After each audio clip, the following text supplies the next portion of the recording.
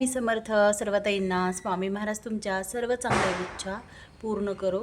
तुम्हा सर्वांचं माझ्या चॅनलमध्ये खूप खूप स्वागत आहे। आज आहे लक्ष्मीपूजन, म्हणजे माता लक्ष्मीची आपण पूजा करत असतो आपल्या घरामध्ये अखंड वास करावा म्हणून। तर मी असं करते, साधी आणि सिंपल पूजा करते बघा।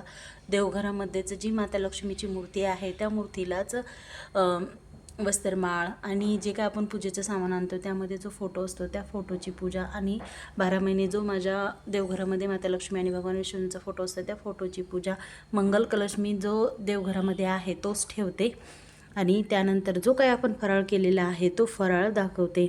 असं पानाच्या विड्यावर खारीक, खोबरं, खडीसाखर आणि जे काही आहे धने वगैरे, जे काही ही शेंग आहे, हळदीच खोंब आहे, हे सगळं काही ठेवते आणि पूजा करते।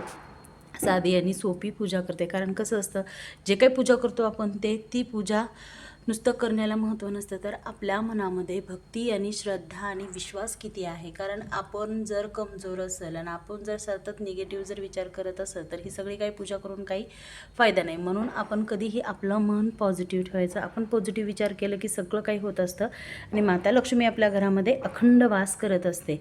म्हणून सर्व ताईंनी पॉझिटिव्ह विचार करायचा, आणि सगळं काही माता लक्ष्मीची साधी सोपीही केली किंवा मंत्रस्तोत्राचं जरी पठण केलं, पूजा जरी नाही केली तरीसुद्धा चालतं, पण मंत्रस्तोत्र पठण करून आपलं मन एकदम पॉझिटिव्ह ठेवलं की माता लक्ष्मी आपल्या घरामध्ये नक्की येते। आपल्या घराची प्रथमतः सगळ्यात महत्त्वाचं म्हणजे आपलं घर स्वच्छ ठेवायचं, आपल्या घरामध्ये जाळं जळमटं ठेवायचं नाही, आणि पॉझिटिव्ह विचार करायचा।